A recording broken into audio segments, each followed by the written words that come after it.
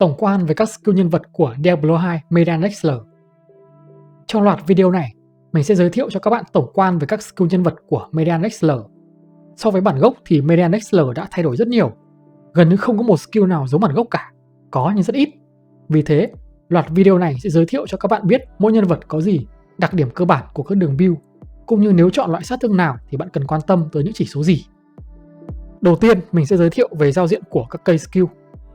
Tại Meridian Excellor, mỗi một đường skill sẽ được chia thành những tab riêng biệt, gồm một tab skill bổ trợ và các tab skill chính. Bạn chơi đường nào thường sẽ chỉ cần tập trung vào tab đó và tab skill bổ trợ thôi. Tất nhiên cũng vẫn có những ngoại lệ. Có một số nhân vật bạn có thể thoải mái lựa chọn các đường, ví dụ như nâng skill đánh của một tab và nâng skill bổ trợ của tab khác. Tuy nhiên, cũng có những nhân vật bạn chỉ được phép chọn một đường duy nhất, khi đó các đường còn lại sẽ bị khóa lại. Cái này sẽ ghi trong cây skill nhé. Ví dụ như Amazon, nếu đã chọn một đường thì tất cả các đường khác sẽ bị khóa lại. Hay như Paladin, bạn chỉ được phép chọn một trong 3 nhánh. Với Assassin thì bạn có thể nâng thoải mái. Ví dụ như vậy. Khi vào game thì bạn có thể thấy các skill ở đây được thể hiện bằng hai hình dạng khác nhau, là một hình vuông và một là hình tròn. Các skill hình ô vuông là các skill đánh, buff, debuff. Nhìn chung là bạn sẽ sử dụng chúng thường xuyên trong quá trình chơi. Còn các skill hình ô tròn là các skill dạng bị động, tức là passive. Nó sẽ cộng thẳng chỉ số cho bạn hoặc sẽ nâng cấp cho cái skill nối liền với nó. Ví dụ, skill Embalming của Necromancer sẽ cộng thẳng máu cho nhân vật của bạn. Còn ví dụ mình chuyển sang tab melee này, cái skill này là skill đánh có thời gian hồi là 2 giây. Còn cái skill này, Onslaught, sẽ bổ trợ cho nó có 4 điểm. Mỗi lần nâng sẽ giảm thời gian hồi chiêu là 0,5 giây. Nâng 4 điểm vào đây thì skill này sẽ không có cooldown nữa. Nhìn số lượng skill thì khá là nhiều. Tuy nhiên có một điều khá đơn giản, đó là hầu hết các đường chỉ có từ 2 đến 3 skill đánh mà thôi. 1 đến 2 skill đánh tỏa rộng dùng để đi farm và một skill hẹp có sát thương lớn dùng để đánh boss. Các skill còn lại đều là dạng buff hoặc hỗ trợ cho các skill chính này. Base skill level và soft skill level. Điểm bạn cộng vào một skill sẽ được gọi là base level. Còn các điểm cộng như ở charm, đồ sẽ được tính là soft skill level. Có những thứ sẽ được tính vào soft skill level, có những thứ chỉ được tính khi bạn cộng điểm vào đó, nó sẽ ghi rõ nếu phải cộng. Đây, ví dụ như skill này, nó ghi rõ là sẽ tăng 25% sát thương lửa cho mỗi base level, tức là bạn phải cộng vào đây nó mới tăng. Mặc định game sẽ hiển thị base level. Nếu muốn hiện soft skill level, bạn ấn phím Add nhé, tab Mastery. Đây là tab giống nhau của tất cả các nhân vật, là các skill passive bổ trợ. 4 skill đầu sẽ là các skill bạn có thể học được từ rất là sớm. 5 skill sau, bạn sẽ phải hoàn thành một nhiệm vụ gì đó mới được mở khóa. Meditation, skill này sẽ tăng mana và hồi mana, nó rất có ích trong giai đoạn đầu game. Về sau có nhiều build bạn cũng sẽ phải nâng từ 1 đến 3 điểm cho skill này. Purity là skill sẽ giảm thời gian trúng độc và thời gian trúng lời nguyền cho bạn. Mỗi điểm sẽ giảm 10%. Freedom là skill sẽ tăng tốc độ block speed và hit recovery cho bạn, nó tùy thuộc vào level. Khi cộng vào skill này, bạn cũng sẽ giảm thời gian đóng băng còn một nửa. Đây là skill nên nâng và chỉ có một điểm duy nhất, bạn nên nâng trong giai đoạn đầu game nhé.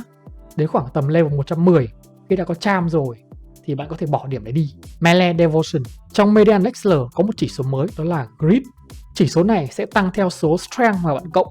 Cứ tăng càng nhiều strength thì chỉ số này sẽ càng tăng, với giới hạn là 25%. Nó sẽ giảm tất cả cái sát thương mà bạn phải chịu. Nếu cộng một điểm vào đây, bạn sẽ tăng được gấp đôi cái bonus mà cái Grit này cho bạn. Tuy nhiên khi cộng điểm vào đây, bạn sẽ chỉ sử dụng được vũ khí cận chiến, không sử dụng được cast phép hoặc là đánh tầm xa hoặc là phần lớn các skill summon. Vì vậy nên đa số trong các trường hợp bạn không nên cộng vào đây nhá. Nhớ nhá, bỏ qua skill này không được cộng vào đây. Nhất là trong quãng thời gian đầu game trước level 120, không có gì phải cộng vào đây cả. 5 skill bên dưới là các skill bonus cho bạn. Bạn sẽ mở được khóa chúng sau khi làm một nhiệm vụ nhất định. Ví dụ như nhiệm vụ này Tenacity tăng physical resist, Endurance tăng máu, Continuity là tăng thời gian buff của skill, Chemistry là tăng khả năng hồi máu của các bình máu, Specialization nếu cộng 2 điểm vào đây, bạn sẽ được tăng 1 base level cho các skill đánh chính của bạn. Cao nhất bạn có thể cộng vào đây 10 điểm, tức là những cái skill chính của bạn sẽ được cộng thêm 5 base level nữa.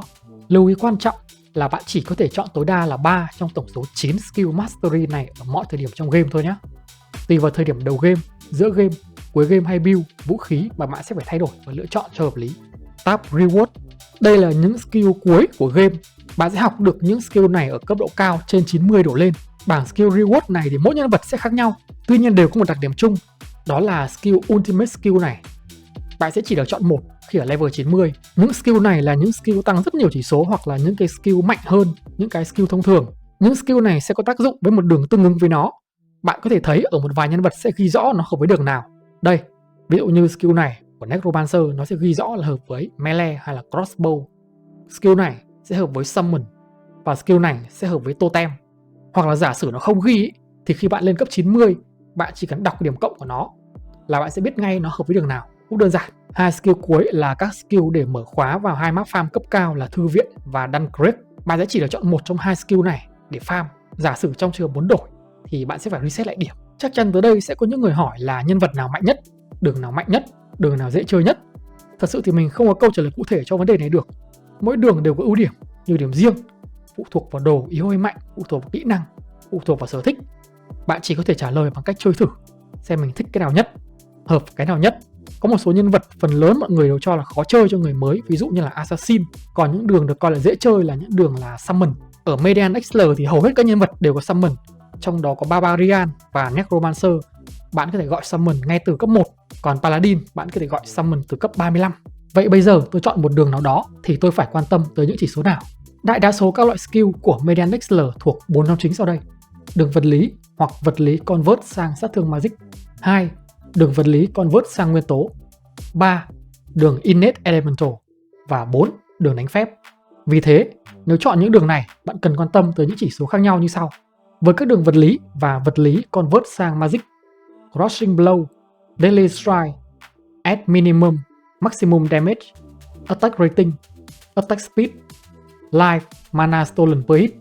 Đồ tăng stat phù hợp với loại vũ khí bạn đang dùng.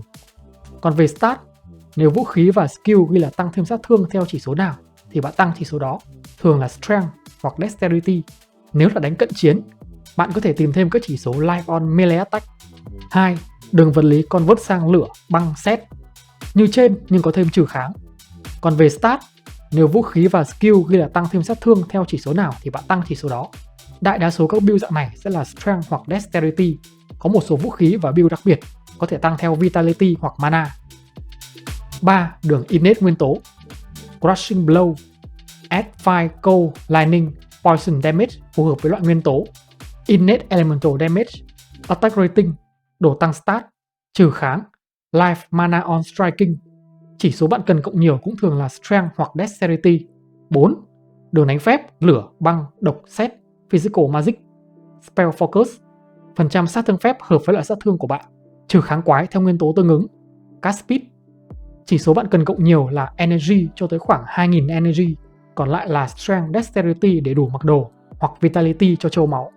Riêng với đường độc, còn cần một chỉ số nữa là Poison Skill Duration. Có một vài đường đánh phép đặc biệt, đó là đánh phép nhưng là cận chiến. Khi đó, ngoài các chỉ số trên vẫn có thể hưởng lợi từ các thông số như là Attack Speed hay Life on Melee Attack. Toàn bộ các đường trong game đều có thể sử dụng được chỉ số Life After Each Kill, tức là cứ mỗi lần giết được quái, bạn lại được cộng máu. Video đến đây là hết. Hẹn gặp lại bạn ở các video khác nhé.